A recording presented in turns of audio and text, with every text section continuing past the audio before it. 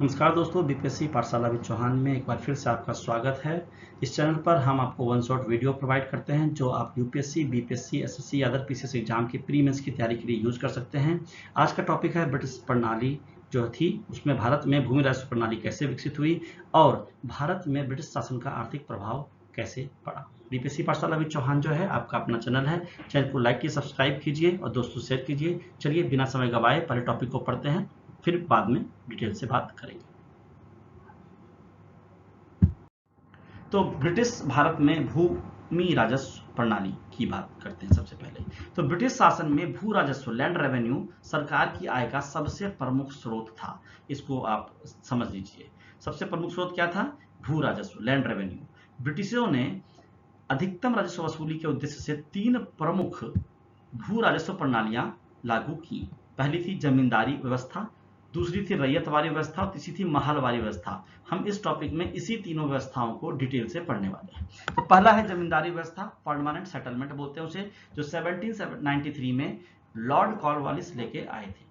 क्या विशेषता थी इस व्यवस्था की? जमींदारों को भूमि का अस्थायी स्वामी माना गया। आपको मैं पहले एक बार ये समझा दूं, ये जमींदारी व्यवस्था से समझ में आता है कि जमींदार, ठीक है। रैयतवारी मतलब रैयत मतलब छोटे किसान जो बड़े जमींदारों के अंदर काम करते थे। अभी भी ये व्यवस्था चल रही है कहीं ना कहीं।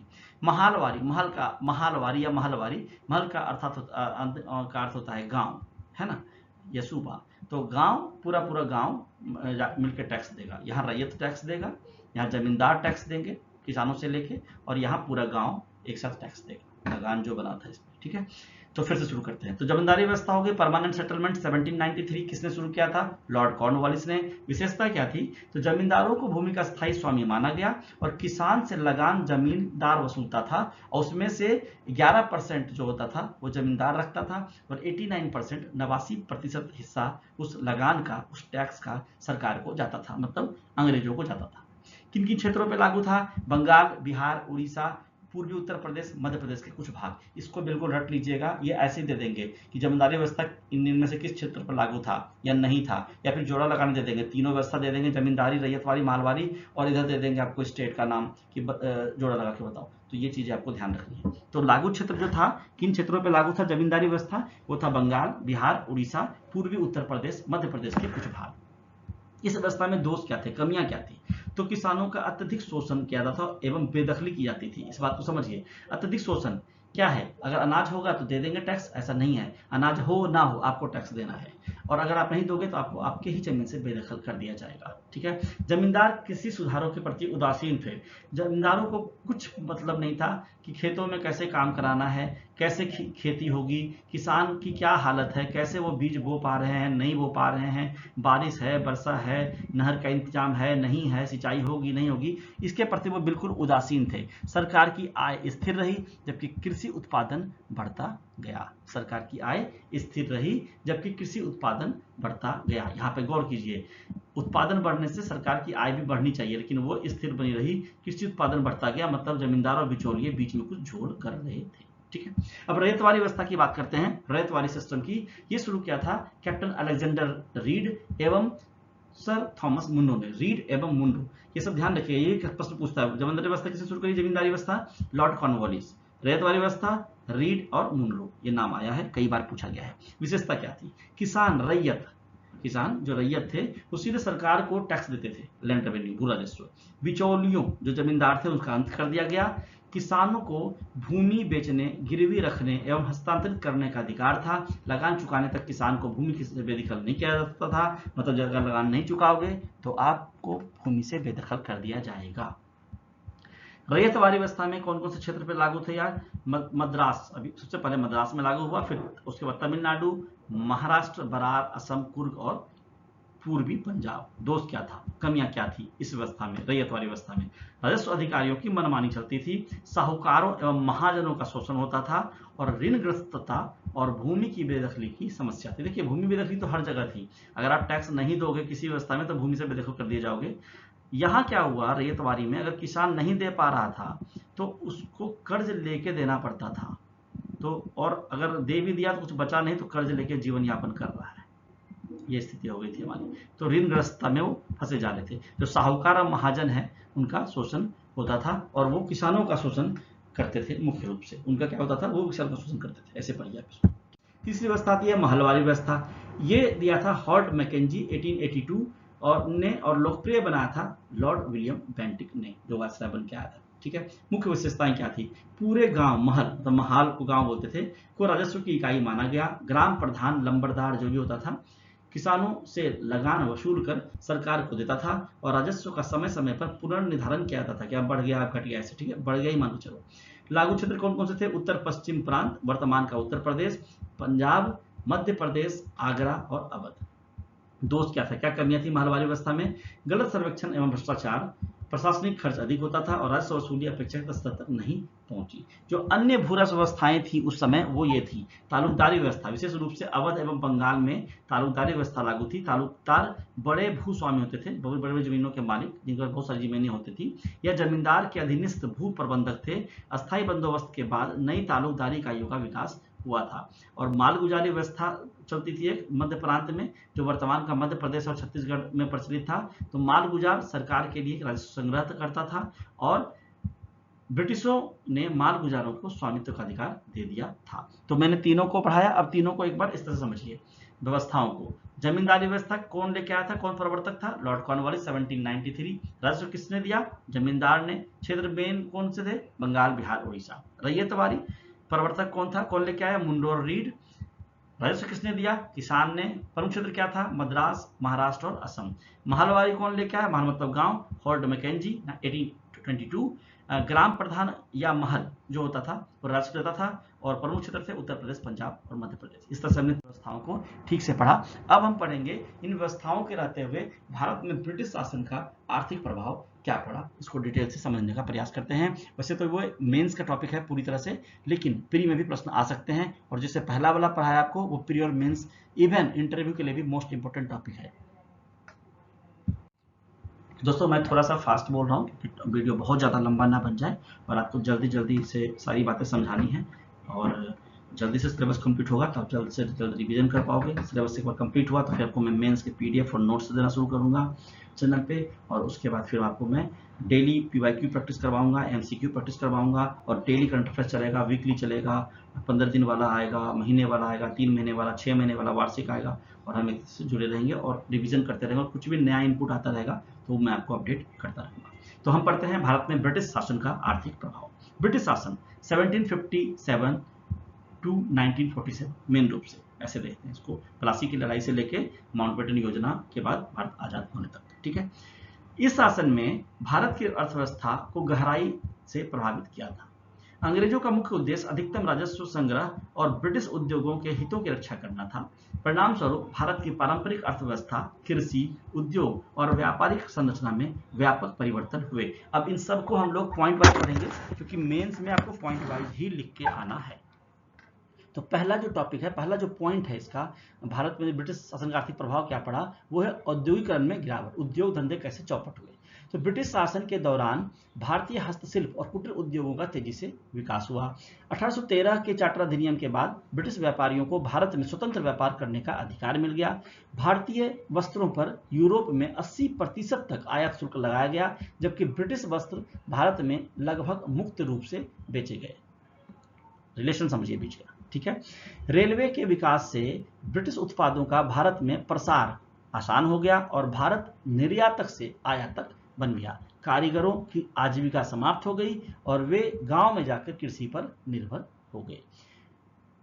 इस तरह से औद्योगिकरण में गिरावट आ गई। दूसरा जो पॉइंट है वो है किसानों का शोषण और दरिद्रता। अस्थायी बंदोबस्त, जो परमानेंट सेटलमेंट हमने पीछे पढ़ा स्लाइड में, जैसी नीतियों ने किसानों की भूमि सुरक्षा समाप्त कर दी। नहीं दोगे टैक्स तो आपसे छीन ली जाएगी, है ना। जमींदारी व्यवस्था की बात हो रही है, जमीन आपका चला जाएगा। जमींदारों ने अत्यधिक लगान वसूला और किसानों को बेदखल किया। यही मैं बोल रहा था, किसानों को साहूकार से ऋण लेना पड़ा और वे ऋणग्रस्त हो गए और किसानों पर तिहरा बोझ पड़ा था, सरकार का भी, जमींदार का भी और साहूकार का भी, तीनों मिलकर शोषण कर रहे थे। अब कृषि का व्यवसायीकरण होता है। आर्थिक प्रभाव एक ये भी है। 19वीं शताब्दी के उत्तरार्ध में कृषि जीवन निर्वाह से बदलकर व्यावसायिक कृषि बन गई।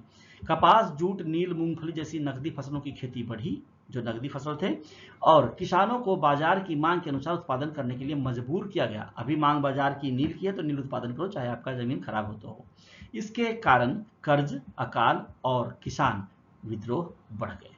ठीक है, कर्ज भी ज्यादा बढ़ गया, अकाल भी ज्यादा बढ़ गया और किसान विद्रोह भी ज्यादा बढ़ गए। किसान परेशान होंगे तो विद्रोह करेंगे। हमने किसान विद्रोह को डिटेल से पढ़ा है। कृषि में ठहराव और अकाल। किसानों के पास कृषि सुधार में निवेश करने के साधन नहीं थे। सरकार ने सिंचाई, तकनीकी शिक्षा और कृषि विकास पर बहुत कम खर्च किया। 1850 से 1900 के बीच लगभग 2.8 करोड़ लोग अकाल में मारे गए। जो किसान जमीन पर खेती करके अन्न उपजा के सरकार को टैक्स दे रहे थे, उन किसानों के विकास पर, उनके कृषि के विकास पे, उनको टेक्नोलॉजिकल एजुकेशन देने के लिए, ये सिंचाई, इरिगेशन पे कोई भी पैसा खर्च नहीं किया जा रहा था। मतलब आप हमें इसी को बोलते हैं बिल्कुल खून चूस रहे थे वो हमारा। ठीक है, दूसरी बात, 50 सालों के अंदर 1850 टू 1900 2.8 करोड़ लोग, 2 करोड़ 80 लाख लोग अकाल में मारे गए। अकाल पड़ गया और लोग मारे गए। ब्रिटिशरों को कुछ मतलब इससे नहीं था, उनको चाहिए था पैसा। आधुनिक उद्योगों का विलंबित विकास, ये 5वां पॉइंट है आपका। ब्रिटिश नीति के कारण भारतीय उद्योग का विकास देर से हुआ। 1853 में कावसजी नानाभोय द्वारा बंबई में पहली सूती मिल स्थापित की गई। इनका नाम याद कर लीजिएगा, कावसजी नानाभोय का। ठीक है, 1855 में रिशड़ा बंगाल में पहली जूट मिल स्थापित हुई, ये भी याद कर लीजिएगा जगह का नाम। अधिकांश आधुनिक उद्योगों पर विदेशी पूंजी का नियंत्रण था। अब आता है drain of wealth theory, Dadabhai Naoroji वाला। धन निकासी सिद्धांत को पढ़ लीजिए। दादाभाई नौरोजी ने अपनी पुस्तक poverty and un British rule in India में धन निकासी सिद्धांत प्रस्तुत किया। उस समय मेरे ख्याल से दादाभाई नौरोजी ने 20 रुपये जो है वो वार्षिक राष्ट्रीय आय की बात करी थी, कि उस समय की थी। ठीक है, धन निकासी के प्रमुख माध्यम क्या थे? ब्रिटिश अधिकारियों के वेतन और पेंशन, क्योंकि जो भी अधिकारी यहाँ काम कर रहा था उनको वेतन पेंशन, ये अगर वो रिटायर करके इंग्लैंड भी चला गया ना तो भारत से ही जाता था उसका पेंशन। ऋण पर ब्याज, विदेशी निवेश पर लाभ, जो ऋण देता था ब्रिटिश उस पर ब्याज देता था, विदेशी निवेश पर लाभ, परिवहन, बैंकिंग और बीमा सेवाओं के भुगतान वो भारत से करते थे। नौरोजी के अनुसार भारत की उत्पादक पूंजी ब्रिटेन चली जाती थी, जिससे भारत में पूंजी निर्माण पूरी तरह से रुक गया। और 7वां पॉइंट है राष्ट्रवादी आर्थिक आलोचना। महादेव गोविंद रानाडे, रमेश चंद्र दत्त और गोपाल कृष्ण गोखले जैसे नेताओं ने ब्रिटिश आर्थिक नीतियों की आलोचना की। उन्होंने कहा कि ब्रिटिश शासन से भारत को कच्चे माल का आपूर्तिकर्ता, ब्रिटिश वस्तुओं का बाजार और ब्रिटिश पूंजी के निवेश क्षेत्र में बदल दिया है। ब्रिटिश शासन ने क्या किया है? भारत को कच्चे माल का आपूर्तिकर्ता, जो कच्चा माल है वो यहाँ से ब्रिटेन जाएगा और जब ब्रिटेन की वस्तुएं बन जाएंगी वो यहीं के बाजार में आके बिकेगा। इस तीनों पॉइंट को समझिए। और ब्रिटिश पूंजी में जो निवेश है कैसे किया जाएगा, उस पर क्षेत्र में बदल दिया पूरे भारत को। इस टॉपिक का निष्कर्ष क्या निकलता है कि ब्रिटिश शासन के आर्थिक नीतियों ने भारत की पारंपरिक अर्थव्यवस्था को कमजोर कर दिया, किसानों और कारीगरों का शोषण बढ़ाया और औद्योगिक विकास को बाधित कर दिया। यद्यपि रेलवे और कुछ आधुनिक संस्थाओं की स्थापना हुई, परंतु उनका उद्देश्य ब्रिटिश साम्राज्यवादी हितों की पूर्ति करना था, न कि भारतीय हितों की। ठीक है, इस प्रकार ब्रिटिश शासन की आर्थिक विरासत आर्थिक शोषण, गरीबी, कृषि संकट और अविकास के रूप में सामने आई, जिससे भारतीय राष्ट्रवाद को मजबूत आधार प्रदान किया। दोस्तों ये मेंस का टॉपिक है, इसलिए मैंने इसको सीधा मेंस जैसा ही पढ़ाया है।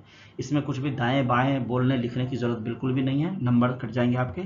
जो मैंने लिखा है, अगर ऐसा प्रश्न आता है तो आपको हूबहू इस तरह से लिख के आना है, पॉइंट और पॉइंट के अंदर पॉइंट्स, एकदम से जानने को लगेगा कि इसको पूरी तरह से तथ्यों का पूरा ज्ञान है। ठीक है, इस तरह से आप लिख के आइएगा और इसमें कुछ ज्यादा फालतू बातें करने की जगह नहीं है, ना मैं करना चाहता हूँ। अब पीवाईक्यूज देख लेते हैं प्री एग्जाम्स के लिए। ब्रिटिश भारत में अस्थायी बंदोबस्त, परमानेंट सेटलमेंट के बारे में निम्नलिखित में से कौन सा कथन सही है? यूपीएससी आईएएस में पूछा गया प्रश्न है। तो इसमें कथन जो सत्य है वो है, इसमें जमींदारों को भूमि का स्थायी स्वामी मान लिया गया। ठीक है, 1793 में लॉर्ड कॉर्नवालिस द्वारा बंगाल, बिहार और उड़ीसा में अस्थायी बंदोबस्त लागू किया गया, परमानेंट सेटलमेंट, जिसके तहत जमींदारों को जमीन का मालिक बनाया गया। ये व्याख्या है। भारत में रैयत वाली व्यवस्था को किसने आरंभ किया? थॉमस मुनरो और रीड ने। देखिए यूपीपीएससी ने पूछा है, मैंने कहा ना लाइट पूछते हैं इस तरह के प्रश्न। ठीक है, तो आंसर है आपका मुनरो और रीड। रैयत वाली व्यवस्था मुख्य रूप से मद्रास और बंबई प्रेसिडेंसी में 1820 के आसपास लागू की गई थी, जिसमें सरकार सीधे किसानों रैयत से कर वसूलती थी। आर्थिक निष्कर्षण सिद्धांत ट्रेन ऑफ वेल्थ का प्रतिपादन किसने किया था? ये भी आईएएस और बीपीएससी में पूछा गया प्रश्न है। दादाभाई नौरोजी ने। दादाभाई नौरोजी ने अपनी प्रसिद्ध पुस्तक poverty and un-British rule in India में स्पष्ट किया कि कैसे अंग्रेज भारत के धन को बाहर ले जा रहे थे। आपको बस ये ध्यान देना है कि जो कंटेंट मैंने पीछे पढ़ाया है उससे ही सारे प्रश्न हैं या नहीं। अगर प्रश्न सही से नहीं है तो वो कंटेंट ही गलत हो जाएगा। तो आप देखोगे जो पीवाईक्यूज के प्रश्न हैं वो बिल्कुल हूबहू वहां से आ रहे हैं।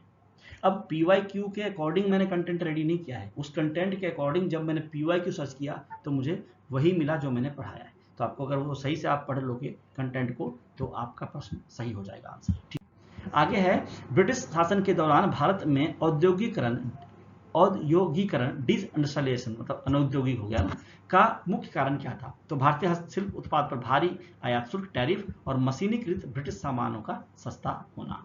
इंग्लैंड की औद्योगिक क्रांति और मुक्त व्यापार की नीति ने भारत के पारंपरिक हस्तशिल्प और हथकरघा उद्योग को पूरी तरह से तबाह कर दिया, यही कारण था। ठीक है, महलवारी व्यवस्था आ गई, किन क्षेत्रों में लागू की गई थी? देखिए पूछा फिर से, उत्तर पश्चिम प्रांत, मध्य प्रांत और पंजाब, सब याद कर लीजिए बिल्कुल। देखिए एमपीपीसीएस में और यूपीपीसीएस में प्रश्न पूछे गए हैं।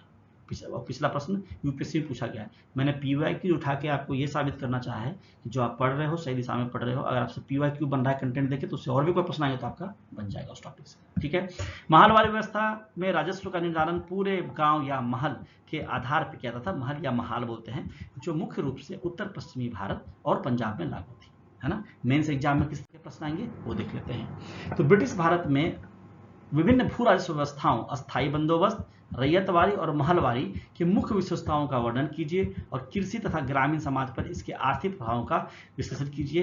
पूरा आंसर पीछे आपको लिखा दिया है, रट लीजिए, जाके लिख लीजिए।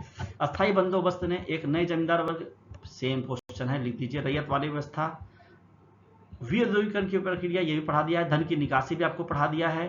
कृषि का व्यवसायीकरण भी पढ़ा दिया आपको, कमर्शलाइजेशन।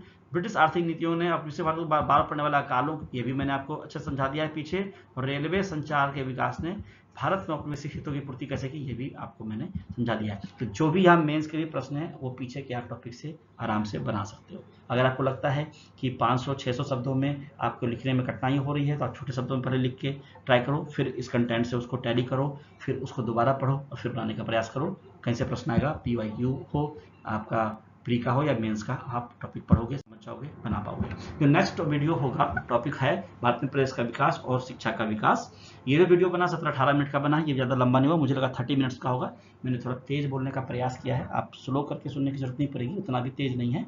फिर भी अगर 18 मिनट में कोई वीडियो समाप्त हो जाता तो आपके लिए वो छोटा ही टाइम है। ठीक है, तो मैं ये चाहता हूँ कि 18 मिनट का वीडियो तो आप इसको 3 बार देखिए, 1 घंटे में लगातार 3 बार देखिए। पीवाईक्यू और मेंस एसएनआरटी का प्रैक्टिस कीजिए। टॉपिक में कहीं से कोई भी प्रश्न आएगा किसी भी एग्जाम में आपसे बाहर नहीं जाएगा। ठीक है, तो दोस्तों अगले वीडियो में मिलेंगे, प्रेस का विकास और शिक्षा का विकास पढ़ेंगे। तब तक के लिए बीपीएससी पाठशाला विद चौहान को आप सब्सक्राइब कीजिए, लाइक कीजिए, दोस्तों से, फैमिली से शेयर कीजिए और चैनल को आगे बढ़ाने में मदद कीजिए। तो नेक्स्ट वीडियो में मिलेंगे, तब तक के लिए धन्यवाद आपका। पढ़ते रहिए, मस्त रहिए।